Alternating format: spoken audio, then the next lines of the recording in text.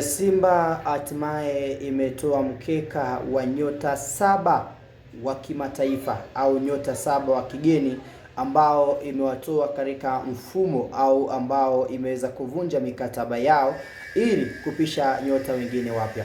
Mohamed Bajabir ndiye kaibua gumzo kubwa katika kiwango chake bora ambacho amekuwa nacho. Although Bajabir ni mmoja wa wachezaji ambao amecheza mechi chache toka mwezi wa 7 amesajiliwa na Simba, amecheza mechi takribani ambazo kacheza ni mechi 4.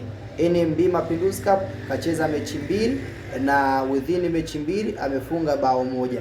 Tukija kwenye michuano ya NBC au kwenye ligi ya NBC amecheza mechi 2 na moja aliingia dakika 84 mechi ya Simba dhidi ya Mbeya City kama mnakumbuka, akafunga bao dakika hiyo hiyo, alitumia sekunde 36 ili kuweza kufunga bao. Aliingia dakika 84 na sekunde 5, then akaja kufunga dakika ya 84 na sekunde 39. So alifunga takriban dakika 30 na sekunde 34 alizitumia kuweza kufunga bao lake la kwanza katika upande wa Simba. Lakini mechi ya pili ilikuwa ni dhidi ya Mtibwa Sugar, kocha akamwamini na akamwanzisha. Alitumia dakika 7 tu uwanjani, yeye mwenyewe akaweza kupata majeraha. So Bajabir licha ubora mkubwa ambao amekuwa nao, ukweli ni kwamba majeraha yamemwandama kwa kina. Sasa Simba wamefikia sehemu ya makubaliano ya kusitisha mkataba wake. Wao wanasema ya kwamba haiwezekani wiki moja shambani, wiki moja upo garage, kwa maana hata ukinunua trekta wiki moja alipo garage, wiki moja alipo shambani.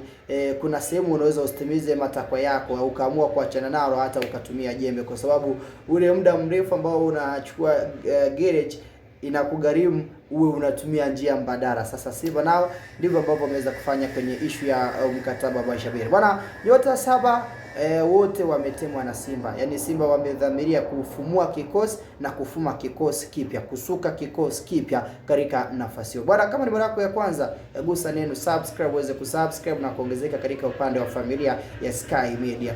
The best upcoming sports presenter ndiye ambaye anakupatia uondo huu mtamu kabisa kutokea katika upande wa Simba. Bwana, tutazame nyota 7 wa kigeni ambao Simba imeachana nayo. Kumbuka huko akina Awesu, akina Mzamir tayari wameonyeshwa njia ya kutokea. Simba kwenye nyota 7 wawili tu ndio imewauza, lakini nyota wa 5 wote wameondoka kwa mikopo katika nafasi hiyo, na wengine wakiwa wamevunjiwa mikataba yao ya moja kwa moja. Nyota hao 7, wa kwanza ni Steven Dese. Huyu ni nyota wa kigeni, Simba amemtoa kwenye mfumo na huyu wamemuuza kwenda timu ya Al Nassr ya Libya. Wa pili ni Musa Pimpin.